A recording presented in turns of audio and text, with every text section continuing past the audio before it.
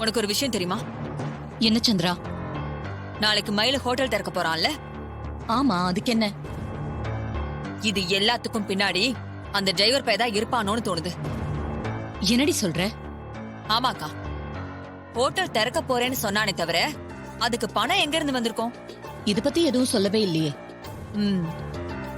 அக்கா, ஹோட்டல் திறக்கிறதுக்கு பணம் அவன்கிட்டயும் இல்ல, உன்கிட்டயும் எதுவும் கேட்கல. அப்ப அவனுக்கு பணம் எப்படி வந்திருக்கும்? அந்த டிரைவர் தான் பணத்துக்கு ஏற்பாடு பண்ணிருப்பான். இல்லன்னா ஹோட்டல்ல திறக்க திடீர்னு எப்படி பணம் கிடைச்சிருக்கும்? அவன் தான் பெரிய பணக்காரனாச்சு. அவன் தான் பணத்தை அரேஞ்ச் பண்ணி கொடுத்திருப்பான்.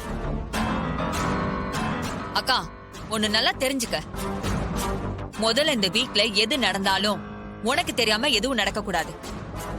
இப்ப உன்னை மீறி சில விஷயங்கள்லாம் நடந்துட்டு இருக்கு.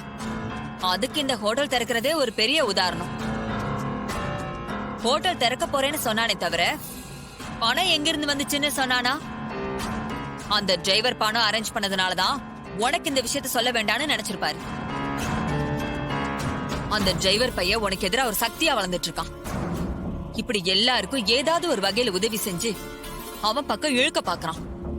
அவன் வீட்டுக்குள்ள இன்னொரு பவர் சென்டரா வளர்ந்து ஒன்ன செல்லா காசா ஆக்க பாக்குறான். அந்த மயில உன்கிட்ட காசு வாங்கி ஹோட்டல் திறக்க வேண்டியதானே? அதை விட்டுட்டு அவன் மூலியமா எதுக்கு ஹோட்டல் திறக்கணும்? இது எல்லாத்தையும் அவன் பிளான் பண்ணிதான்க்கா பண்றான். இங்க பாரு, நீ இப்படியே எதையும் கேட்காம வாயை முடிக்கிட்டு பேசாம இருந்த அந்த டிரைவர் எல்லாரையும் அவன் பக்கம் இழுத்துருவான். அதுக்கப்புறம் நீ தனி மரமா நிக்க வேண்டியதான். இங்க பாருக்கா, இப்பவே சுதாரிச்சுக்க. அதுக்கப்புறம் உனக்குதான் நஷ்டம். சரி, மாப்பிள்ள வரட்டும், நான் கேக்குறேன். அந்த டிரைவர் பையன் என்ன மீறி என்ன பண்ணிடுவான்னு நான் பாக்குறேன்.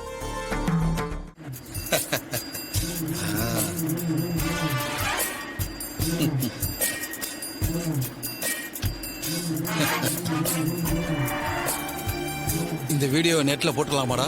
போட்டு அதுக்கு தானே வச்சிருக்கோம்.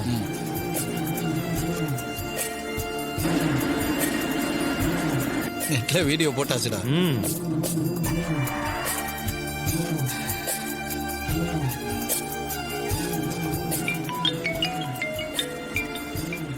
நம்மால் முருகன் தான்டா போன் பண்றான். எடுத்து பேச முக்கியமான விஷயமா இருக்கும், இல்லனா அவன் போன் பண்ண மாட்டான். சொல்லு முருகா. சார், புது வீடியோ ஒன்று எடுத்திருக்கேன், அதை உங்களுக்கு அனுப்பட்டுமா? இது என்ன கேள்வி? அனுப்பட்டுமான? அனுப்பு. அதுக்கு தானே உனக்கு பணம் கொடுத்து வச்சிருக்கேன். கொஞ்ச நேரத்துக்கு முன்னாடி தான் கடையில் எடுத்தேன், உடனே உங்களுக்கு அனுப்பி வைக்கிறேன். சீக்கிரம் அனுப்பு, அதை பார்க்க ஆவலா இருக்கேன். சரி, இதோ அனுப்பி வைக்கிறேன். அனுப்பு. நீ எவ்வளவு வீடியோ அனுப்புறியோ அவ்வளவுக்கும் பணம் வரும்.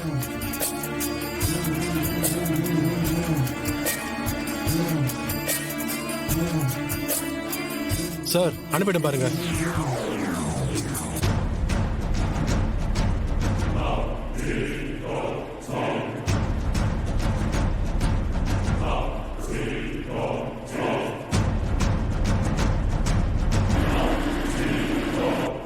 வீடியோ அருமையா இருக்கேடா.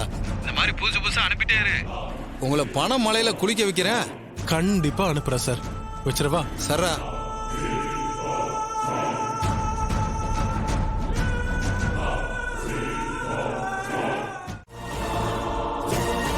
நீ உள்ள போய் போட்டு பார்த்துட்டு வா, நான் இங்க வெயிட் பண்றேன். சரிக்கா.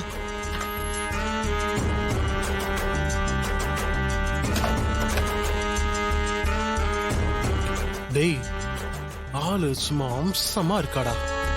இந்த கடைக்கு வந்ததுல இருந்து செதுக்கி வச்ச சிலை மாதிரி இப்படி ஒரு பொண்ணை பார்த்ததே இல்லடா. இவ வீடியோ மட்டும் கிடைச்சிச்சு, பணத்தை சும்மா அள்ளிடலாம். நாம முதல்ல பார்த்து ரசிப்போம், அதுக்கப்புறம் காசை பத்தி நினைப்போம். சரி சரி, வா வா வா.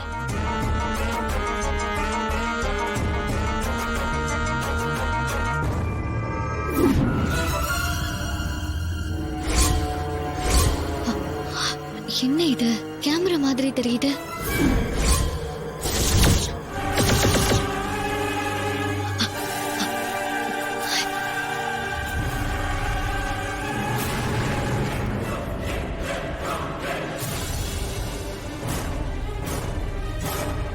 சீக்கிரம் ஆன் பண்ற, ஆன் பண்ண.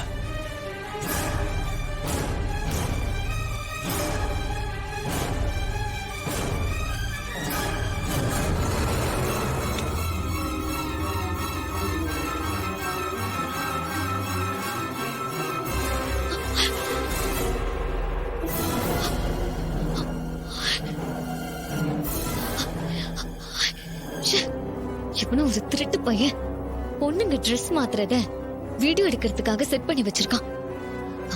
சும்மா விடக்கூடாது, வெட்ட வெளிச்சமாக்கி காட்டேன்.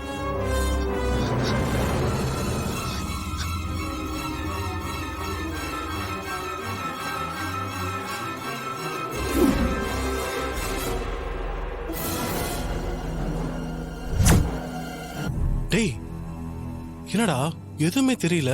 ஒருவேளை கேமரால ஏதாவது ப்ராப்ளமோ? டேய் அது எப்படிடா, கொஞ்ச நேரத்துக்கு முன்னாடி தான் வேற பொண்ணை வீடியோ எடுத்தோம். அப்ப நல்லா தானே ஒர்க் ஆச்சு. அதுக்குள்ள எப்படி ரிப்பேர் ஆயிருக்கும்? அப்புறம் ஏன்டா தெரியல? ஒண்ணுமே புரியலையே.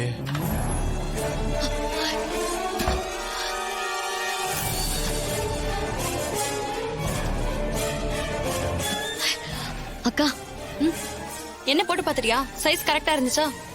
இல்லக்கா, நான் ட்ரையல் பார்க்கல. ஏன்? அக்கா, ட்ரையல் ரூம்ல கேமரா இருக்குக்கா.